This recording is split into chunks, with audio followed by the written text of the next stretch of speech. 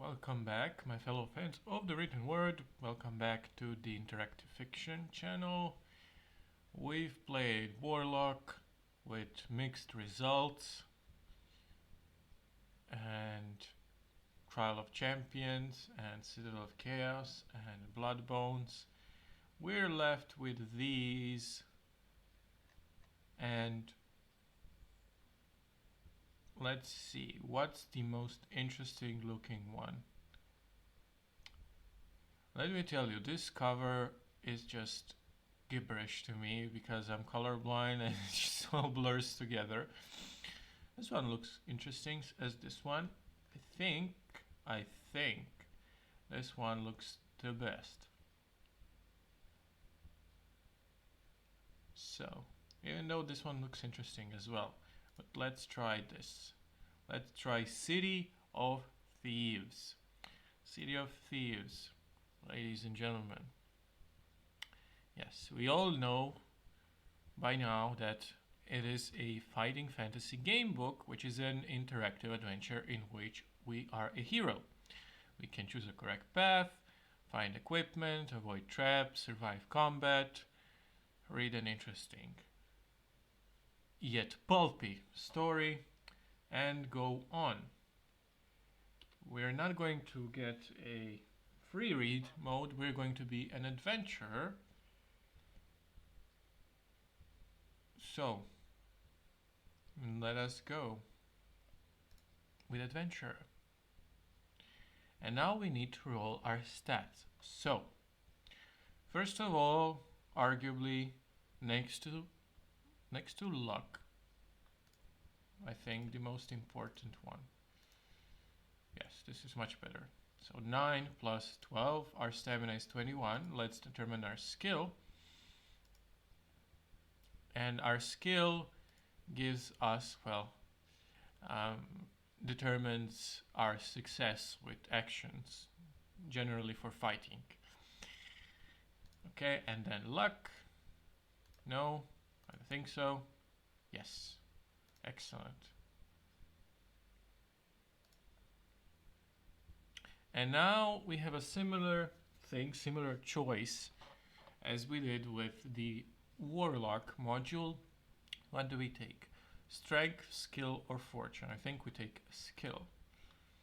And now let's pick equipment. You begin your adventure with a sword and a shield, leather armor, and a backpack containing provisions, food and drink, for the journey ahead. Rationing your provisions is a key to successful adventure. They may be consumed at any time, excluding combat, by accessing the adventure sheet. Each meal restores 4 stamina. Be sure to pay close attention to your stamina and restore it regularly. Your difficulty setting determines how many provisions you begin with. Adventurers and free readers start with 10, while hardcore heroes begin with 3.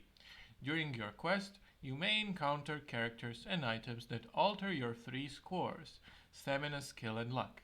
Usually these scores may only ever be restored to their initial amount. On very rare occasions, a particular page may grant an effect that defies this rule. Aside from these occasions, some magic items may also allow you to exceed your initial scores. Yes. Once you have readied your equipment, you may begin. May the luck of the gods go with you on the adventure ahead indeed. You're an adventurer in a world of monsters and magic, living by the quickness of wit and skill of sword.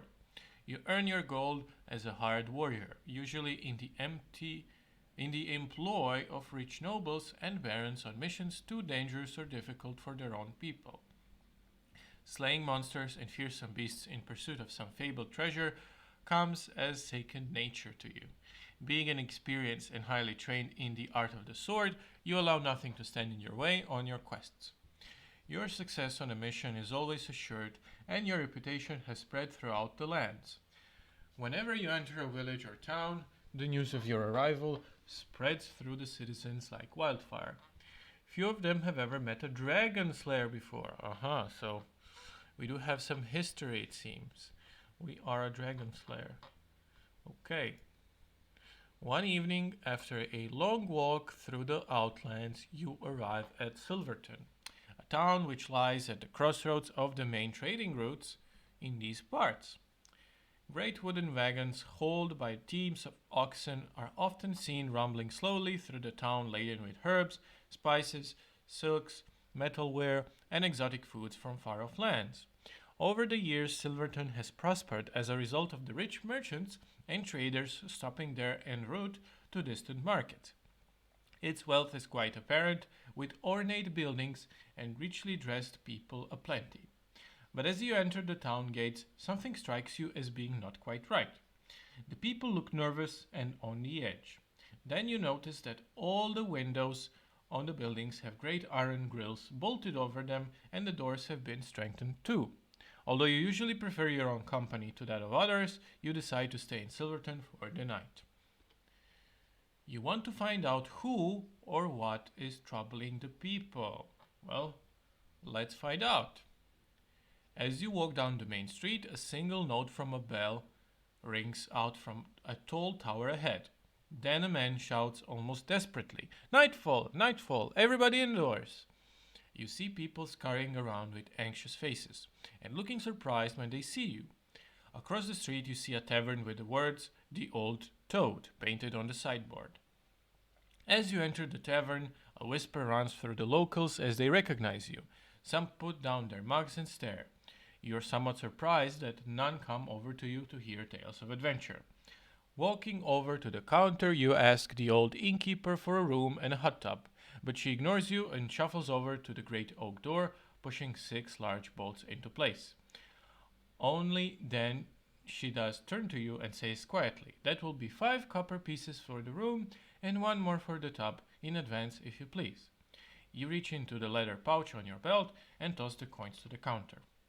She hands you an iron key, but at that very moment there is a loud knocking at the door, followed by a voice shouting, "Open up, this is Owen Caroliff."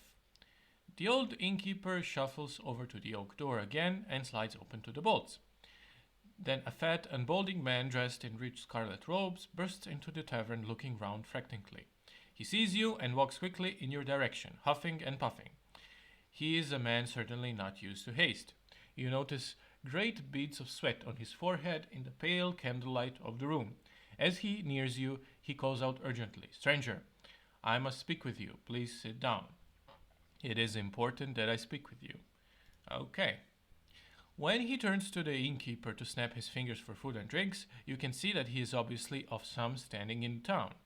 But his face is full of anguish and sorrow. Being curious, you decide to hear what the man has to say. He pulls out a chair for you at a table, bidding you to sit down, and the innkeeper bustles in with a tray laden with hot broth, roast goose, and mead. The man in the scarlet robes sits opposite in silence, watching you as you feast as though examining you for some purpose of his own. Finally, as you push your plate away, the man leans forward and says in a low but anxious voice, "Stranger, I know of you and seek your aid. My name is Owen Carliff, and I am a mayor of Silverton. We are in great trouble and danger. We are living under a curse, and it is I who must get rid of it. 10 days ago, 2 messengers of evil rode into town on huge black stallions with fierce red eyes. It was impossible to see the faces of the riders, for they wore long black cloaks with hoods pulled over their faces. Their voices were cold, and each word spoken ended with an unnerving hiss. They asked for me by name, and when I came to greet them, they wanted to take my beloved daughter Myrel to stay with their master, Zanbar Bone. No doubt that you know he is the Night Prince." Well, I know now that he is the Night Prince, but I do not know what or who is Night Prince, apart from his name. Zanbar. Of course, I refused their demand, and without another word they turned and rode slowly out of town, heads down and shoulders hunched. I knew that beneath the cloaks were hidden the skeletal and soulless bodies of spirit stalkers. Yeah, sure. Zanbar Bone always uses them as his messengers, as they will complete the mission or die in the attempt, and they do not die easily. Only a silver arrow through the heart will release those evil beings from their eternal twilight existence. Who knows what it would take to kill Zanzarbone. Hold on, so they're skeletons. How does an arrow with a silver tip kill these creatures if they are, well, skeletons? How does that work? They are skeletons. I mean, my dog has woke up. What's the deal? What's the deal? What's the deal with that? That makes no sense. Absolutely no sense. That same night after the spirit stalkers left, our troubles began. The Night Prince was angry and determined to harm us. 6 moondogs came, each stronger than 4 men, each with razor-sharp fangs. They stalked through the town, entering homes through open windows and killing the poor people inside. That's terrible.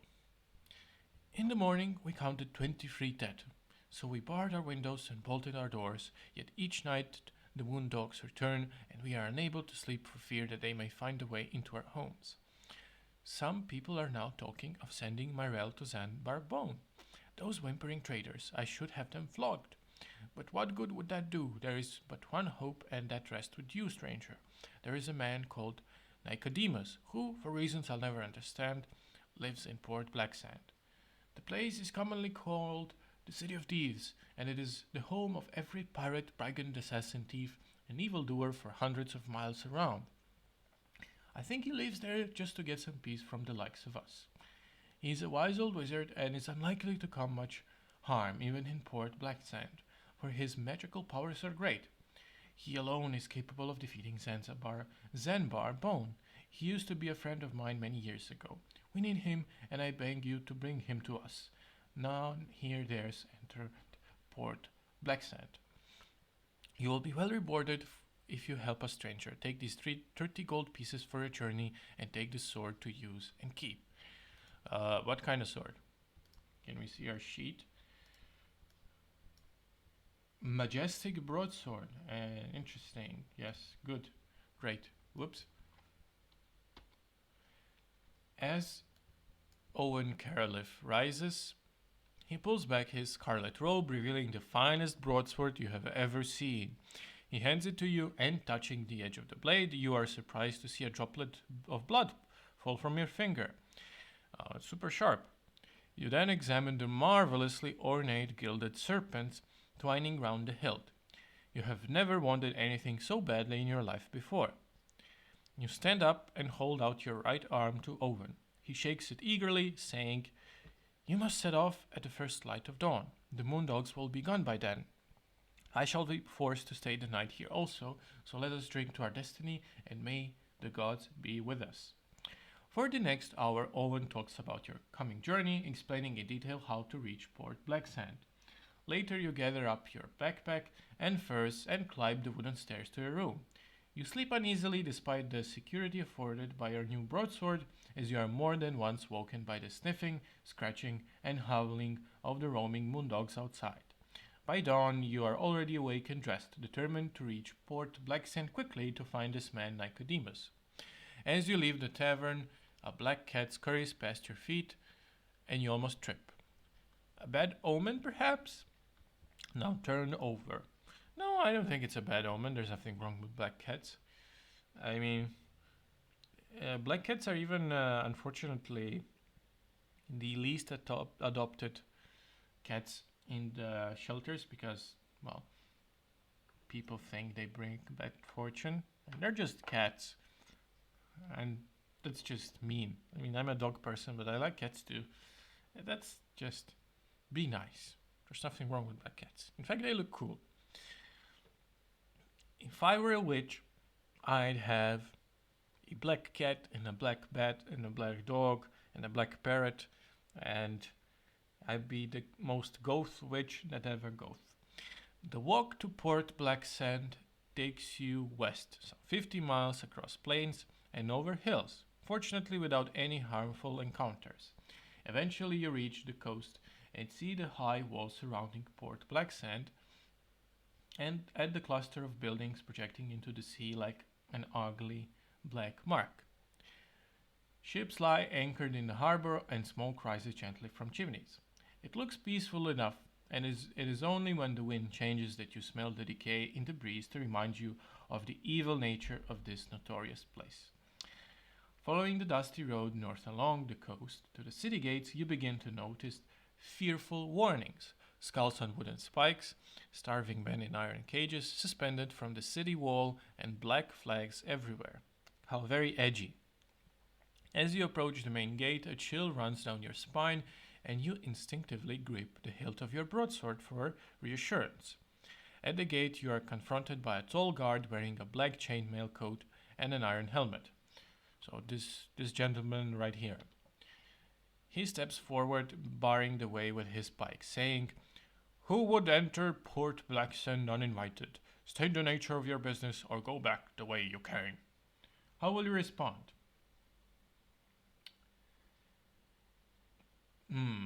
To tell him you wish to be taken to Nicodemus, to tell him you wish to sell some stolen booty, or if you wish to attack him quickly with your sword. Huh.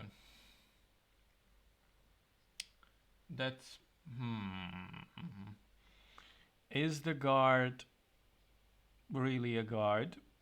That's question number one. Is this a cartoonishly evil place? So, if we are being polite, it's going to get us into further trouble, or we be straight with him. Let's be straight with him. You tell the guard that you wish to sell some silver chalices that you stole from a tavern in Silverton, and that you will pay him a gold piece for his advice as to where to go for the best price. The guard looks at you suspiciously, saying, "Let me have a look at these chalices in your backpack before I admit you." What will you do? Tell him that you know the chalices are cursed and should only be examined by mage, or run past the guard, or attack him. Let's try to convince him that they are cursed. I mean, he's a guard. The guard frowns and says, "A likely story, I'm sure, but I suppose you're just the same as the rest inside the city. You may enter at your own peril or buy my advice for 3 gold pieces."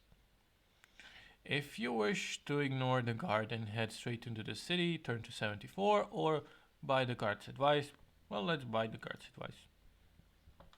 The city is ruled by Lord Azur, and he is a cruel man. When you preside over the chaotic inhabitants of Port Blacksand, you have to be mean, and he's the meanest. I should warn you that if you are found without a pass, you are as good as dead. I would get one if I were you, pretty quickly. He then makes a sweeping gesture of his arm, and you walk past him into the city. Oh, mate. Coffee is getting cold. Through the main gates, you see that the rubbish-filled streets of the port are narrow and cobbled. Old and decrepit buildings line them closely, with their upper stories overhanging menacingly. Where would you like to go? If you want to go west down Key Street, turn to 95. To head north along Market Street, turn to 116, or go east down Clock Street, turn to 17. Now, where would the wizard live? Page 17, where would he live? Clock Street, Key Street, Market Street.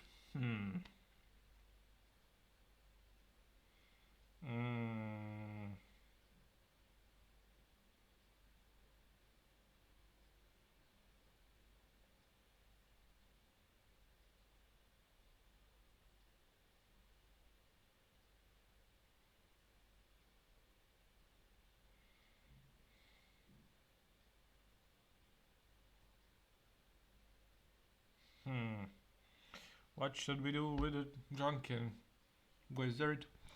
Early in the... Well, it's not early. It's like 9:30. Let's go to the Key Street. That sounds like a place to see our surroundings.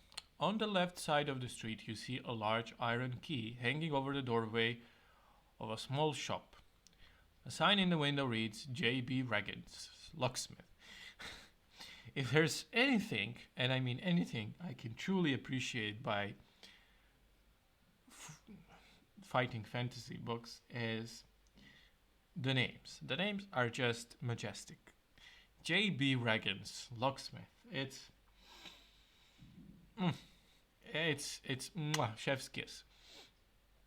If you want to enter the shop, turn there. Rather continue walking west. Let's see what does. I mean, J. Regan's looks. Mr. Regan's looks just like I imagined him. A dwarf with spectacles and a cat on a tall chair. I mean, this is just amazing. Sitting on a stool at the back of the shop is an old bespectacled dwarf. He is busy cutting key on a cast iron treadle machine which squeaks and grinds noisily. You cough to get his attention, but he does not look up from his work. Finally, the machine comes to a halt, and the dwarf asks you what you want. You may ask him if he has any keys for sale, or if he knows where Nicodemus lives. Well, since we're a complete stranger, and it is obvious that we're new to town, maybe if we can ask him about his wares, it will open up an opportunity to ask for Nicodemus. So let's first ask him about keys for sale. The dwarf boasts that he can make a key to open any lock in Port Blacksand. He says these skeleton keys are priced at 10 gold pieces each. Do you want to buy a key before you leave the shop and continue west? How much money do we have right now? We have 27 gold pieces. Okay, I think a skeleton key would be wise. Let's buy a skeleton key. Yes, please. The street makes a sudden right turn and heads north. Wait. I wanted to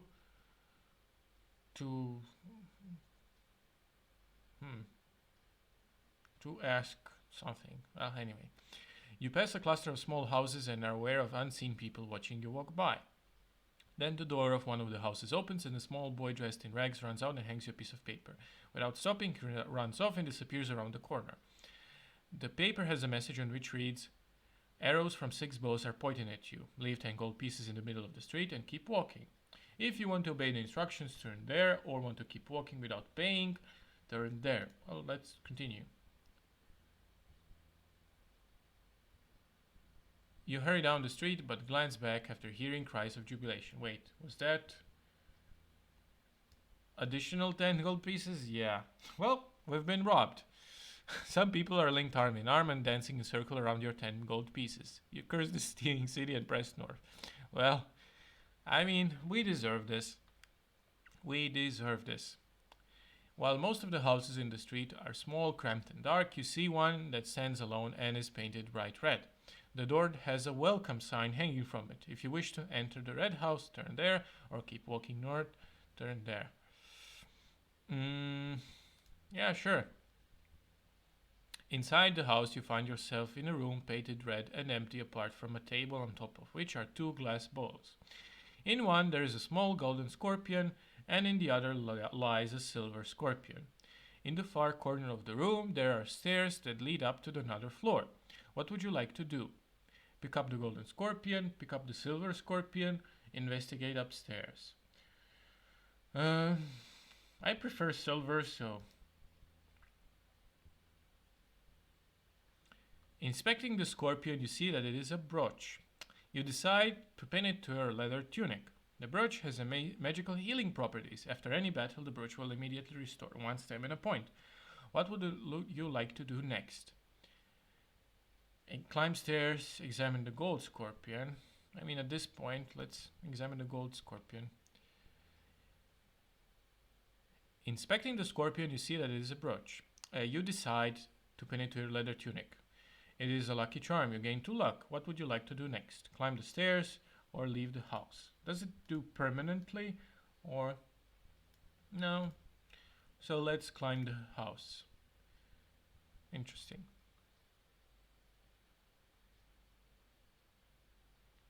The stairs lead into a small room, again painted red. Sitting at a table is a strange creature with a long snout and deep red scaly skin. Hold on, I mean, we are known as a dragon killer, and this here looks like a textbook dragon. So, what? How can we not know that, not recognize that this is a dragon? Are you wearing a scorpion brooch? Yes, I am. So we must fight. Okay. The creature is outraged that you have stolen one of his brooches. It jumps up and you notice smoke curling from its nostrils as its fury mounts. Suddenly a blast of fire shoots from its jaw and it moves towards you with outstretched claws. The blast misses you, but you must do battle, so let us do battle. It has 8 stamina and 10 skill.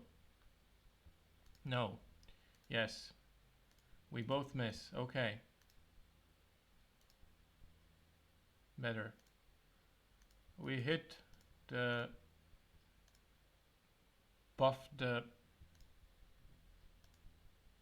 Grandma Dragon here. No. Yes. That was a close one. Yes. Excellent. Cut him down. Strike him. Centurion very roughly. Yeah, well, he lands a hit. It's a lizardine. It's not a dragon. Well, maybe it's like a dragonkin of this world. You are triumphant. If you defeat this creature, turn here. Yes. Let's loot this place. On top of the lizardine's table, you find 4 gold pieces and a scorpion brooch made of copper. If you wish to pick up the brooch and pin it to your tunic, turn to here.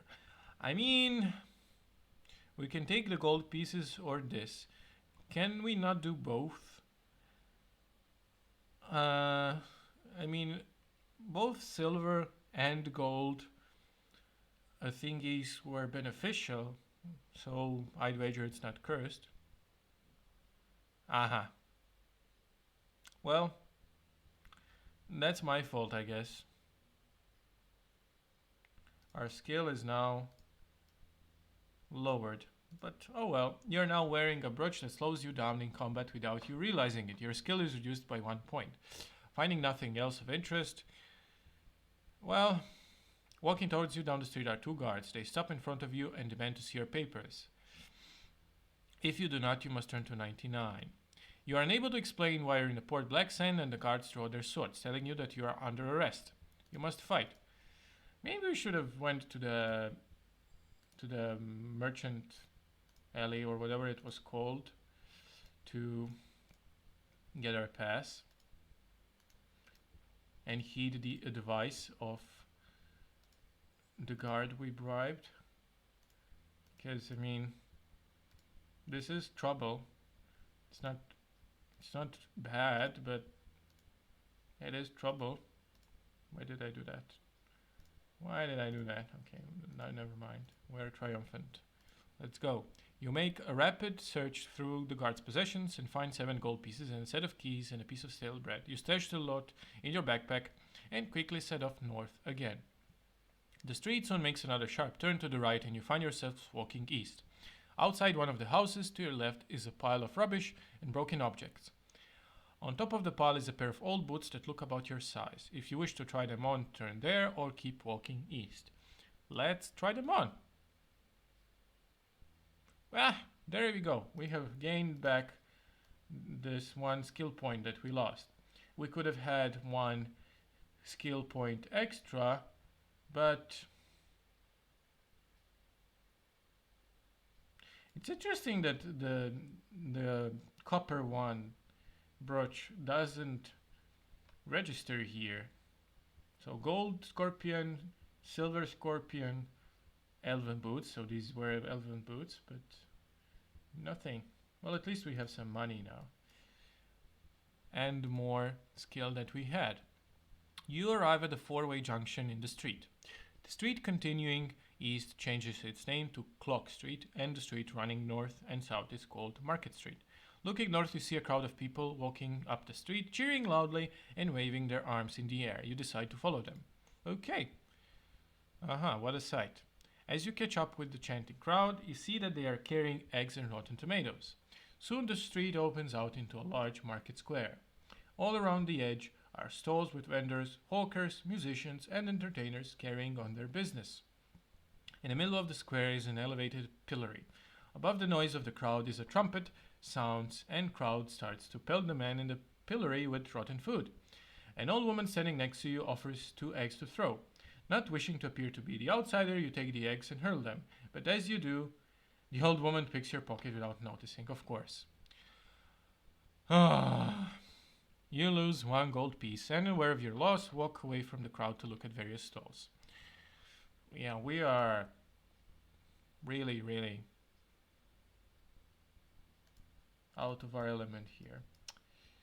The food stalls are selling fruit, vegetables, meat, and hot soup, corn, and chestnuts for hungry shoppers. Along the west side of the square, you see a man dressed in purple velvet playing a lyre. Would you like to buy some hot food for 1 piece, stop to listen to music, or walk past the lyrist? This all seems like ample opportunity to get scammed in some way. And I am not into it. I'm pretty sure that this hot food does not stack. So we have 10 provisions, fine, great. But I think that's an instant hot food, so it's an instant heal for 4 points of stamina, and our stamina is full. So let's maybe listen to music. The man stops playing and tells you he can bring you good fortune. For the sum of 3 gold pieces, he will sing you a song that will bring you luck. No, I think we have enough luck. A small circle of people are standing around the bare-chested man. He is enormous, and his muscles look as hard as iron. Well, yeah, he looks like he was in Pumping Iron documentary. Up, down, up, down. He is asking the crowd for a volunteer to play catch with a cannonball. He states that whoever drops the cannonball must pay the other 5 gold pieces. If you wish to take him on his game, turn to 378, or rather walk on. Let's try our luck. How much do we have to roll? The bare-chested man laughs as he tosses the cannonball from hand to hand with ease. I'm sure this is a scam, but I don't care. He probably has a super light one, and we'll get a, I don't know, something made from hard iron or something. To play this game, you must roll 1 die alternatively for you and the bare-chested man to represent the cannonball being best between you. Repeat this process until a 1 is thrown, in which case the cannonball will have been dropped and the loser must pay the winner 5 gold pieces. So, we must throw around, and if 1 lands at us, then we have lost. So let's roll 1 die. If you roll to 2 to 6, you have caught it. Okay. Summoning all your strength, you catch the heavy ball and throw it back towards the bare-chested man. I must say, I really like this interactivity here. This is a very creative way to roll. It was not present in the previous modules. This is really fun because there it was usually just an encounter roll or a combat roll, and that's about it, or a luck roll. Here it's a creative way to do things. Alas, he caught it. Okay, let's roll again. As long as we don't roll 1. Okay, we're still rolling. With the ground, the bare-chested man throws the cannonball in a high arc towards you. You must try and catch the ball. We did. Oops, I clicked it. Yes, we did. We caught it. Summoning all your strength, you catch it and roll it back to him. Yes! If he rolls 1, he throws it. The bare-chested man stumbles and the cannonball drops to the cobblestones with a resounding crash, and the crowd of onlookers erupts with cheering for the new champion. With a lusty handshake, what? I don't like this expression, a lusty handshake. That's too suggestive. The bare-chested man congratulates you and hands over a pouch counting 5 gold pieces. With the game over, you return to the exploring the market. At least he was being fair. Behind the next stall is a young man with a pointy nose selling small weapons and items of equipment. The prices of his wares are chalked up on a slate. Would you like to buy anything from this stall? Huh. How much do these things cost? Because all of these, all of these, they all sound very useful. How much does a lantern cost? Do we have a torch? Because he did mention that we have, well, we have leather armor, shield, majestic broadsword. That's our equipment. We have potion of skill and provisions. We have stale bread, gold, scorpion backpack, skeleton key, set of keys, and elven boots. Throwing knife. One throwing knife for 4 gold pieces. No, I don't think we need that one. This, however, yes. Purchase 1 climbing rope for 2 gold pieces, specially crafted for scaling surfaces, hefting the rope in your hands. You can tell it is good quality. Yes. Yes. Can I take a closer look at the butcher's meat hook? What is it for? It's sharp enough to piece a carcass. Sounds useful, yeah. What about iron spike? Purchase 1 iron spike for 1 gold pieces. That one belonged to the Grand Cormorant of Fang. It is a collector's item. Special price just for you, friend, the young man says. To your eye, it looks simply like a sharp piece of metal that might come in handy later. I mean, his selling pitch is just, I'm not interesting. As soon as he says it's a collector's item, I usually check out. I don't care for collector's items in real life or in general. It looks like it might come in handy. Sure, let's buy it. And lantern, fine, yes, we have bought everything. Whatever, how much money do we have left? 14 gold pieces. Okay. In the next stall area, there is a small, brightly colored tent. Attached to it is a sign that reads Madame Star Clairvoyant. If you wish to enter the tent, or rather continue north. I do not wish to enter tent. I don't like astronomy and fortune reading and all that nonsense. At the end of the market, a street named Bridge Street runs north out of the square. You decide to walk down it in the hope of finding the elusive Nicodemus. It starts to rain, and the tumble-down houses huddled together on either side of the street look as if they need shelter themselves. Most have their windows boarded up and are empty, but the door to one flaps noisily in the wind. If you wish to take refuge in the derelict house until the rain stops, turn to 188 or press on. The derelict house sounds like trouble, and I don't want trouble at this point. No, thank you. Ahead, you see a wooden bridge stretching over a dirty river. Various bits of rubbish are floating down to the sea of its black surface, and you squirm at the sight of a human hand passing by. The bridge supports and columns reach high above you, and you see skulls, both human and unhuman, tied to them. Oh yeah, these are horned humanoid skulls here. And some sort of ship here. Maybe there were pirates or something. Or almost hidden from a view is a small flight of steps going down underneath the bridge from where you are standing. On one leg, man is carrying a sack and is crossing the bridge from the northern bank. If you wish to climb down the steps, turn there, or you wish to wait and talk to the one-legged man, turn here. Let's talk to the man. The gaunt-faced man looks thoroughly miserable. He sees you, shrinks back, telling you that it is not worth robbing him because he has no money. You tell him that you do not wish to rob him, but are seeking an old wizard named Nicodemus. He stares at you with a surprised expression on his face and says, "For 2 gold pieces, I'll tell you where he is." I mean, this cursed town. Everyone wants a piece of you. Okay, sure, fine. Have your gold pieces. You decide to trust the man and pay him for his information. He definitely seems like a local. He pockets the gold and says, "You're standing on top of him. Nicodemus lives in a hut underneath this bridge." He throws back his head and lets out a shrill laugh before hobbling off on his crutches, obviously pleased with himself. You shake your head and walk over to the steps that lead down beneath the bridge. Yeah, I figured. The smell of the water's edge is terrible.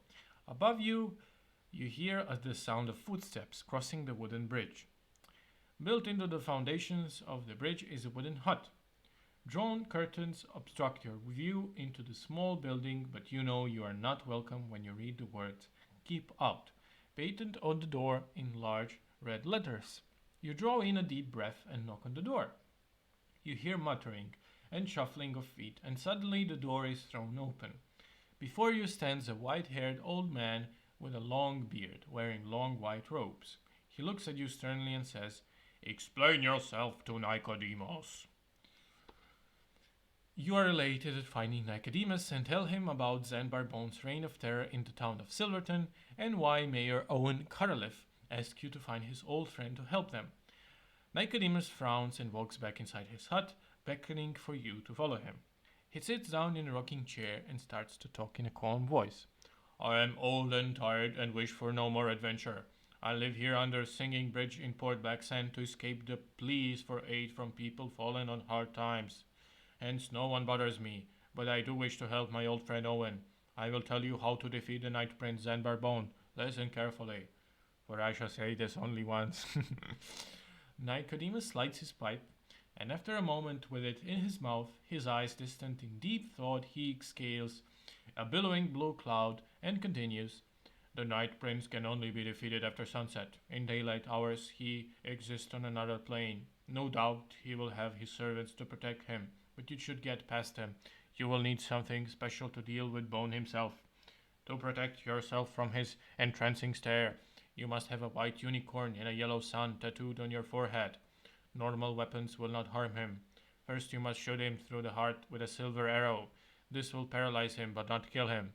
Then you must quickly rub the ground compound of black pearl, hag's hair, and lotus flower in his open eyes. With luck, he will decay before you in a matter of seconds. Whereas if your arrow misses, I'm afraid you will die the moment he touches you." With this, Nicodemus taps out the ash from his pipe onto the bare floorboards. The items for the compound can be found in Port Blacksand if you search hard enough, but I regret I cannot accompany you. Nicodemus then draws you a map of how to reach Zanbarbone's guarded tower from Port Blacksand. He stands up, shakes your hand, and wishes you well. Leaving his hut, you climb the steps and cross the bridge over Catfish River.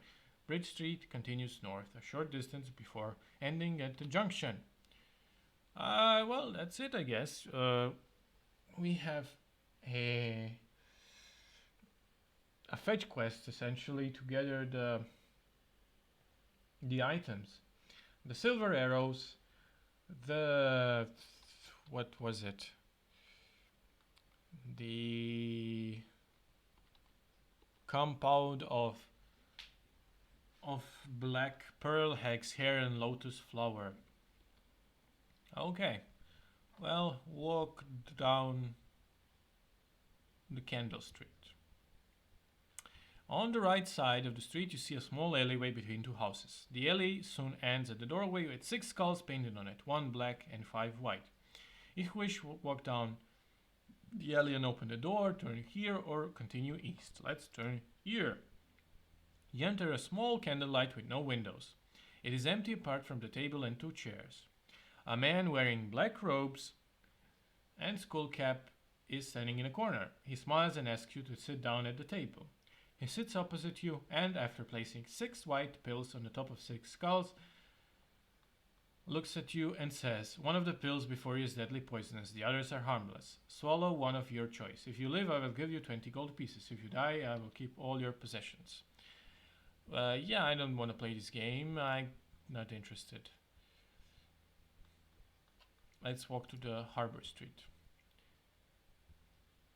You pass a beggar in the street. He is sitting in the gutter and holds an empty tin in his hand.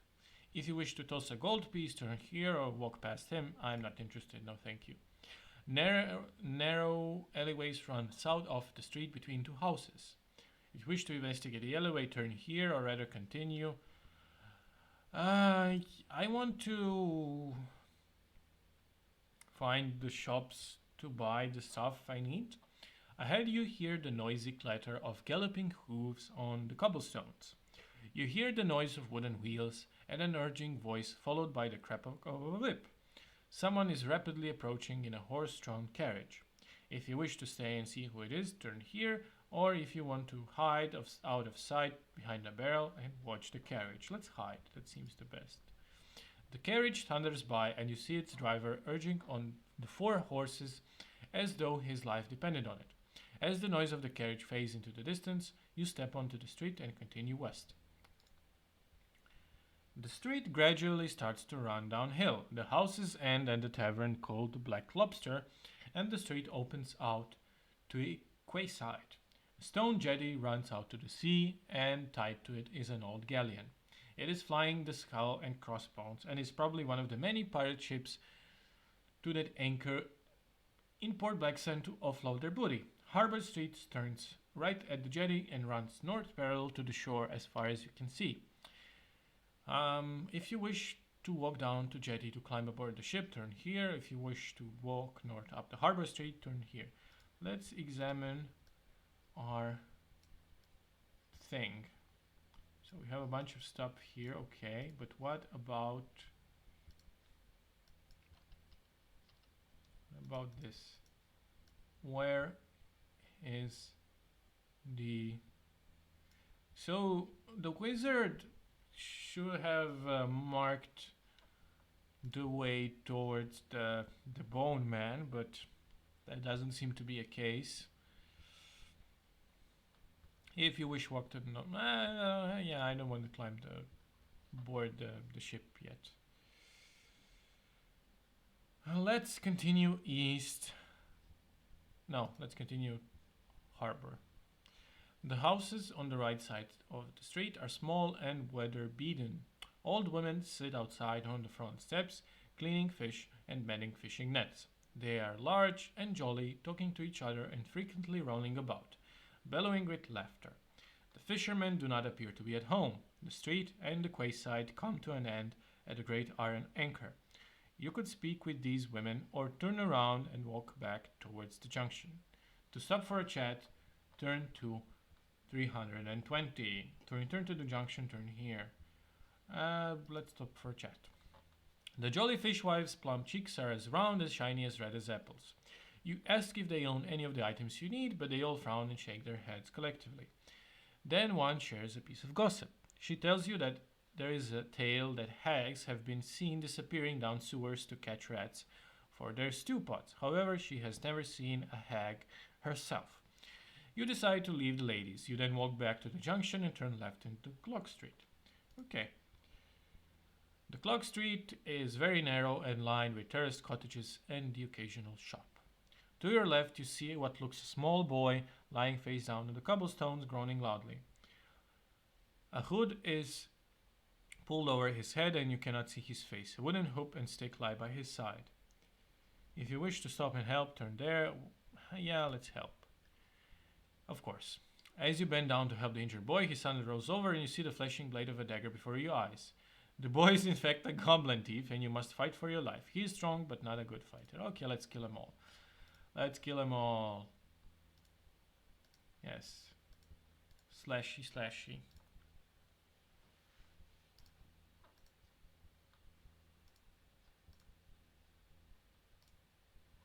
The goblin's pockets contain 2 gold pieces, a clove of garlic, and some old knuckle bones.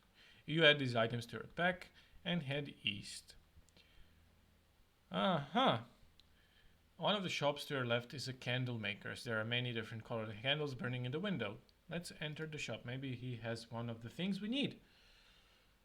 Well, I don't know about candles themselves, but...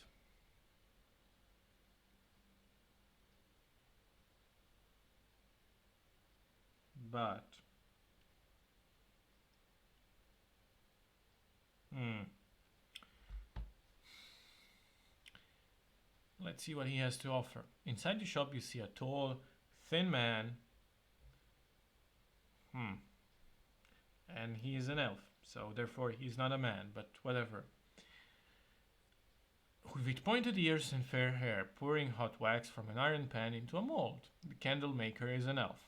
As he turns to you to speak, you notice his eyes, which are ice blue. For some reason, they appear very cold to you. He tells you that his colored candles cost 1 gold piece each. You may buy as many as you wish. He then asks if you would like to see one of his magic candles in the back room. I do not. This is shady AF, and no thank you. Further along the street of the left is another shop. A sign outside reads Ben Borryman, silversmith. Let's see what he has to offer. A man wearing a white apron is sitting at a bench, busily polishing a silver goblet. There are several silver objects in a glass cupboard secured by an iron grill at the back of the shop. What would you like to do in the store? If you wish to talk to him, attack him, or leave the shop. No, let's not attack him. Let's talk to the man. You ask Ben Borryman if he has any silver arrows for sale. He replies that he does not, but will make one for you at the cost of 10 gold pieces. I mean, this can't be helped. We can afford it, so let's go with this. You pay the silversmith and wait patiently while he makes a silver arrow for you. Finally, he presents you with it and assures you that it will be completely accurate in flight. You thank him for his trouble and leave his shop. Outside, you set off east once again. And with this, let us bookmark this. Yes. You soon arrive at the junction. You wish to turn north to the Tower Street or continue stable. Stable sounds stabby. Just ahead of you, the 3 men are involved in a fight. The 2 younger men appear to be attacking an older man with iron bars. You can help him or help them. We're not a wise person, so let's help them. You draw your sword and rush to help the old man. He is lying on the ground, and 2 other men are beating him and trying to take his leather bag. You call out and they turn to attack you. Let us fight. First robber. Oh, first robber has it bad. Yes. Ooh. Yes. Slashy, slashy. Yes. They are messing with the wrong Jim Simmons. Yes, now let's face the second robber. Better, yes. Ah. And another one. And, whoops. Accidentally rolled for luck. But sure. If you prevail in your charitable deed, turn to 51. Yes. You walk over to the old man and help him to his feet. He is very grateful and offers to buy you a drink at a nearby tavern. Let's go for a drink, not because we need it or want it, but because we need information, and maybe he can provide information about the items we still need. We still need 3 items for the compound. You follow the old man through the swinging doors of the Hog and Frog Tavern. He tells you to sit down at a small table in the corner while he shuffles over to the bar to buy the drinks. There are several shifty-looking characters sitting at the nearby tables, but they do not seem to be interested in you. Soon the old man comes back to the table carrying 2 wooden mugs, filled to the brim with cider. Once seated, he opens his leather bag and places 2 small pots on the table. He opens one and rubs the white cream in the pot on his wounds. He smiles and tells you that he is a chemist by trade and that you should rub some of the cream on your wounds too. You take his advice and are surprised to feel the healing effect of the cream work quickly. You gain 5 stamina points. Well, it is good to help him then. If he's a chemist, then he definitely can help us, or not. After a short chat over your drinks, you say goodbye to the chemist, leave the tavern and head north. Yeah, so much for that. Tower Street makes a sharp turn to the right going east between tall buildings. An iron bridge crosses overhead between one of the buildings and you see movement on it. Small cloaked people carrying laden sacks between the buildings, apparently in great hurry. If you wish to call out to them, turn there. Well, let's do this most Foolish thing we can possibly do and call out to them. One of the small people stops and looks down at you. He mistakes you for a town guard and calls out to his accomplices to run for cover. Then he points a short crossbow at you and fires a bolt, of course. So I suppose we need to roll less. Yes. You need a luck score of 11 or below, and you rolled a luck score of 5. You're lucky. You dive to avoid the aim of the crossbow, and bolt thuds in the ground at your feet, narrowly missing. Your would-be attacker curses before running into the building on your left. There does not to be an easy way to catch him, so you walk under the bridge and continue east. This is a colorful town. Tower Street ends at the junction where it meets Stable Street, running north and south. You decide to head north. Let's go north then. To your left, you see a large wooden barn set back from the houses. 2 horses are tied to a post outside the barn, and smoke rises from a crooked chimney on top of its low, flat roof. If you wish to walk through the barn doors, turn to 25, or continue north, turn here. Let's walk through the barn doors. You soon realize that you are in a stable when you see a large, bare-chested man wearing a grubby, white apron busy at work at an open fire. He takes a red-hot iron bar from the fire with his gloved hand and starts to hammer it into the shape of a horseshoe on his anvil. Sweat pours from his brow as he toils with the hammer. What would you like to do? You can make a conversation, attack him, or leave his labors. I mean, why is every encounter trying to make him attack people? I don't want to attack people, I want to chat with them. The blacksmith removes his gloves and wipes his hands on his apron before asking you what you want. You answer by asking if he makes anything besides horseshoes.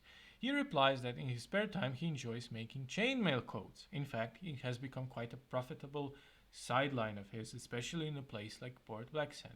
He tells you in great detail of the skill and labor that goes into making one, and finally inquires if you're interested in buying one. I actually would very much be interested, but we are broke. So yeah, let's leave him. Coming towards you as fast as he is able is a man in tattered rags with a ball and chain attached to his leg. He is exhausted and collapses in your arms. His face is dirty and unshaven. With great difficulty he manages to speak, saying, "Please cut me free. The town guards are not far behind me. I have been locked in a dungeon for 2 years, but managed to tunnel a way out. I was robbed and unable to pay my taxes, so Lord Azur ordered I should be jailed for 5 years. Please help me." Farther up the street you hear shouting voices, and then armed men come into view. If you want to cut through the man's chains with your sword, turn to 90 or hand him over to the guard. I don't think, well, it depends. We may hand him over to the guards, but we do not have a pass, so we'll have to fight the guards again, and that might be cumbersome, to say the least. Then again, it might not. Or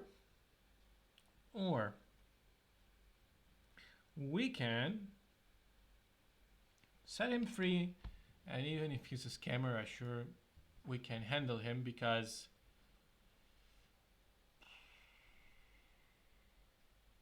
oh yeah, this is a trouble. You swing your sword with all your strength and bring it down on the heavy chain. Much to your surprise, it bounces off. Before you have time to try again, you are surrounded by 4 town guards who are pointing their pikes at you. Well, we have to fight, I guess. Or not. What will you do? To tell them you have caught the escaped prisoner, or offer them a bribe? I don't think we have much money, but you tell the guards that you have something special for them if you let 2 of you go. They reply that the prisoner is a murderer and that you should not help them, but they insist that you bribe them or else you will be taken to jail. Interesting. They say they're interested in the following items: magic armor, magic rings, or magic potions. No, we're not giving them anything. You decide that you're going to make a run for it or risk being put in jail. You take 5 gold pieces, but I don't have 5 gold pieces. What's the matter with you? I have 4, whatever. And throw them on the floor as a distraction. The guards bend down, you pick them up, and you run north as fast as you can. As you run off, the escaped murderer starts to yell, and two of the guards chase after you. In an alleyway to your left, you see a large open barrel, which you dive into. You hear the guards run past you, but wait a few minutes before climbing out of the barrel. You look up and down the stable street, and it's all clear. You stand up and set off warily along the street. Well, at least this town is never boring. Not for a moment. On the right-hand side of the houses are separated from street by wooden fence with shrubs, trees, bushes and flowers behind it. There is a turnstile in the middle of the fence, by the side of which is a sign reading Public Gardens, entry fee 1 gold piece. I don't even have 1 gold piece. I'm so broke. If you would rather keep on walking, turn to 133. Let's turn there. The street ends at the junction with Mill Street, which runs east and west along the city wall. Looking east, you see a group of town guards marching towards you, and you decide to walk quickly west along Mill Street. On your left, you see a narrow lane, and ahead you see a young lad coming towards you, pushing a barrel laden with fruit. If you wish to walk down the lane, turn to 182. If you wish to buy some fruit from the barrow boy, turn to 160. No, we have no money to buy fruit, so I don't think so. The lane ends at a small shop. On the glass pan door is painted sign, Jimmy Quicktint, best tattooist in town. Great. He is what we need, but we are so utterly broke. A tiny bell rings as you push the door open, and a fat man wearing purple silk smiles in greeting. You are surprised to see that his arms, hands, feet, and even face are completely covered in colorful tattoos. He grins and says, "Practice what you preach." True indeed. True indeed. I would never get a tattoo from a person with 0 tattoos. Well, to be fair, my first tattoo was from a guy who only had one small tattoo, but he was a very good tattooist, so. He grins and says, "Practice what you preach." Yes, indeed. He replies that it is a simple task, but will cost you 10 gold pieces. I cannot afford this, so The tattooist looks at you with a bored expression on his face and says, "Well, you don't expect me to do it for free, do you? If you've got anything worth selling, go next door. My stepbrother lives there and he's a pawnbroker. Tell him I sent you and maybe he'll give you a good price." You walk outside and knock on the wooden door of the next house. A shifty-looking man opens the door and you tell him you want to sell some of items that you can afford to buy a tattoo. The man asks you to come into his house and you enter a room piled high with all kinds of objects, furniture, armor, curios, and pottery. He explains that he has a stall in the market which he rents once a week. He then tells you what he is currently interested in buying and the prices he's offering. You may sell the pawnbroker any of your possessions. What do we have? Skeleton key, silver scorpion brooch, eye patch, old knuckle bones. Yeah, let's sell old knuckle bones. Okay, can we sell anything else? 10, yes. Excellent. When you're finished trading, you bid the man farewell and walk outside. If you now have enough money for a tattoo, turn to 316. We do indeed have enough money for a tattoo now, so let's do that. Let's do that indeed.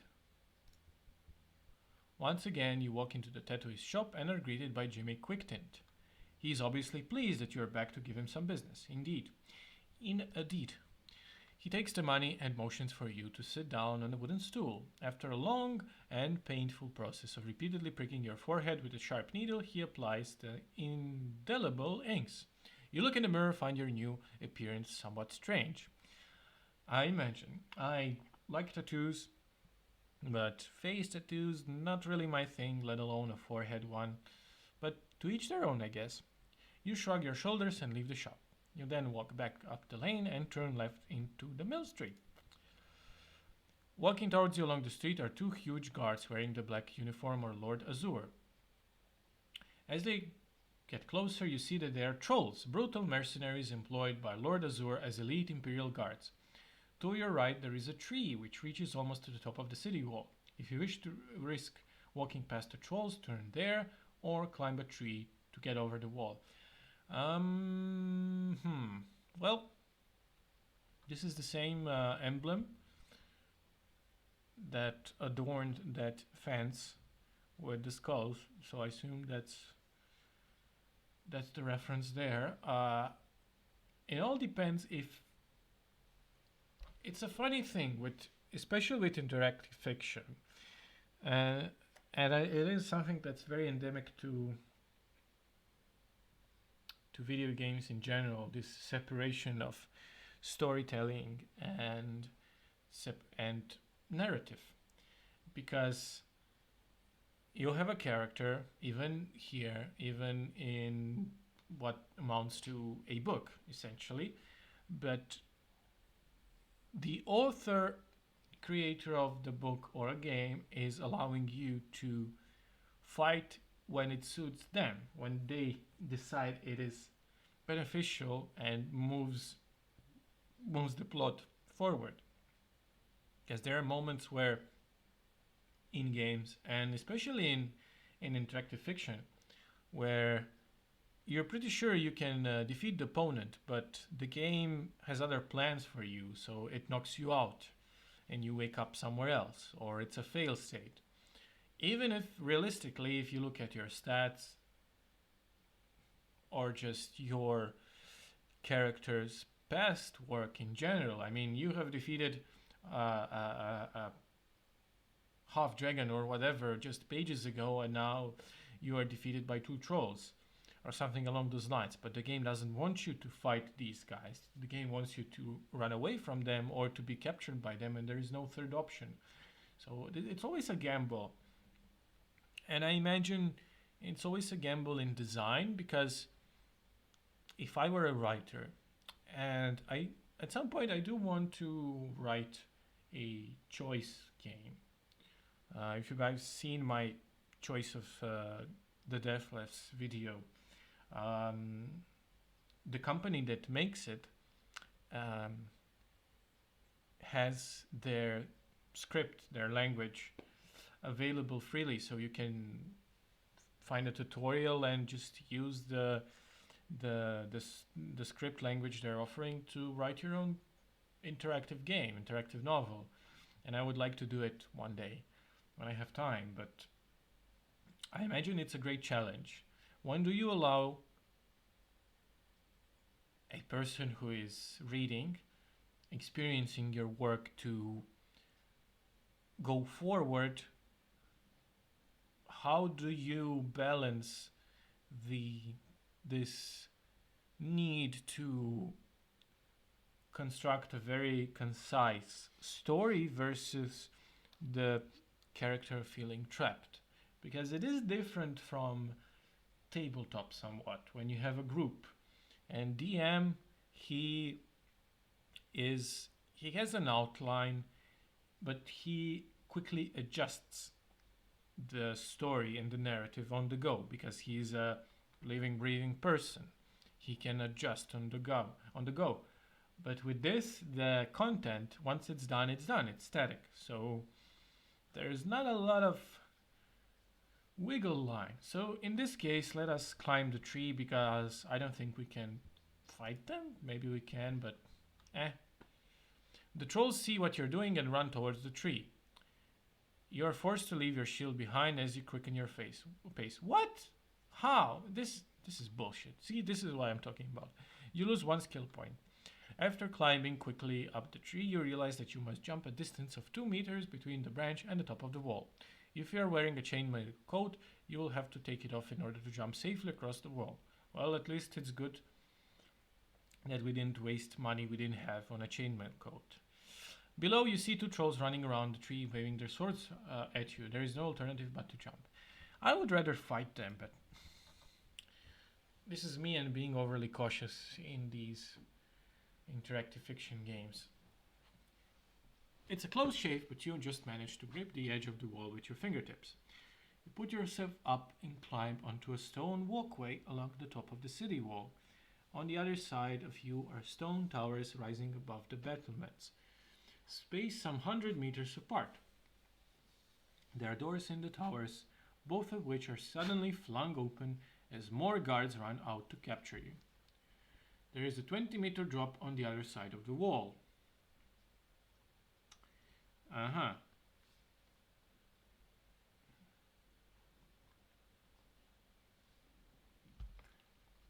You need to act fast. If you wish to risk the 20-meter drop and jump to freedom, turn here. If you possess a climbing rope, you could affix it to wall and rappel down or face oncoming guards. I mean, sure, I could take them all, but I think the rope will be handy. But if we end up dead, then well, whatever. Let's at least save. Okay, let's go. Well, I thought so. We're dead. There are over 20 guards coming to get you, and it is useless to put up a fight. They drag you off to a room and the bottom of a tower and chain you to a wall. To your horror, you see two trolls enter the room. They take it in turns to beat you before facing a sentence of 5 years solitary confinement in a dungeon cell. A few minutes later, a hunchback jailer arrives carrying a bull-hide whip. He fixes a ball and chain to your leg before leading you downstairs to begin your sentence. You have failed your mission. Yeah, but we have a bookmark. It's fine. But if you're guys interested into a complete walkthrough, let me know in the comments. Otherwise, I'll try and experience the other books and what do they have to offer. But this is sort of a example of what I was saying. 20 guards. This is reasonable. This is reasonable that I would not be able to defeat 20 guards if they all gang up on me. But there are moments where it doesn't make any sense for me to have a failed state, but it is here. So, you know, it is what it is. Thank you guys for watching, and see you next time. Have a good one.